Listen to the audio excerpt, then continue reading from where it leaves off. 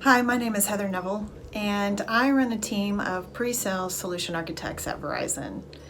My team specializes in design deliverables for network solutions for very large customers. And what that means is generally creating the networks that connect a customer's computer networks. So we work a lot with information technology teams, we work a lot with procurement, and our solutions go across wireless and wireline solutions. I first got in this industry a number of years ago, and in fact it was when the internet was first kind of coming to terms. IP had barely existed at that time, and I started in the industry actually as a secretary. And I was very interested in going down an engineering path. And so I became very bold about what I wanted to do, and I asked my leadership at the time to nominate me for an engineering certification program that the company that I worked for was sponsoring at the time. Typically that program was reserved for new recruits with electrical engineering degrees coming from college, but they did accept a few every now and then. People that wanted to get into tech. And so as a result of going through that program, it was a very lab intensive program. I became a certified network engineer, and that kind of launched my career into a technical space.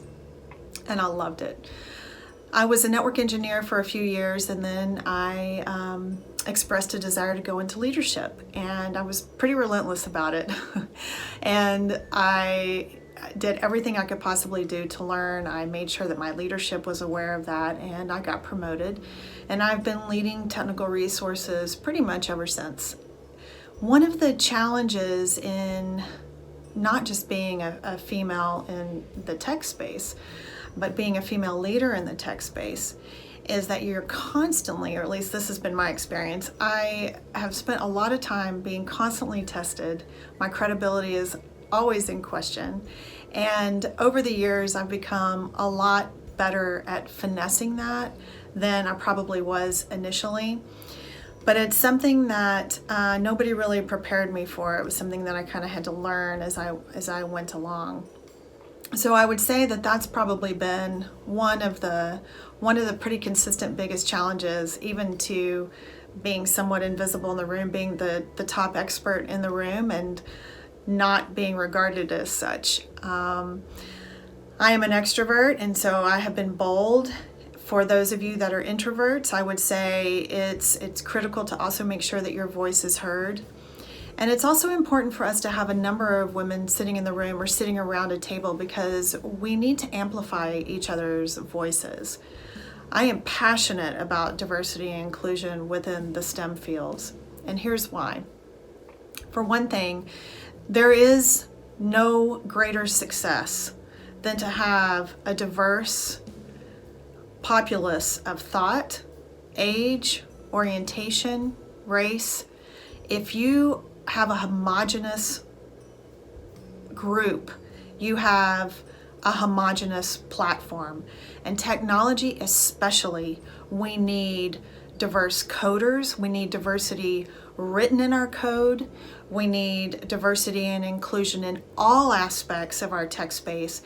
I mean, let's get real about this. Tech is a way of life. It's everything.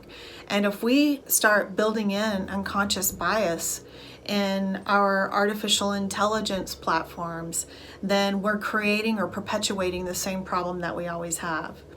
Additionally, for those of you that are interested, I strongly encourage you to really set your sights on a leadership path.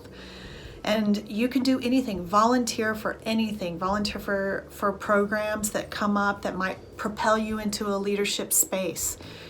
And I mean, really almost anything. I think we have to have more diversity in leadership, because as you will probably see, a lot of leaders and this is, certainly not malicious, but you see leaders hiring and recruiting and developing and spending time with people that kind of look like them. So the more that we have a diverse leadership space, the more we're going to see people have opportunity, especially people within the marginalized communities. Thank you so much for your time today. I really appreciate you listening and being here, and I wish you the best of luck.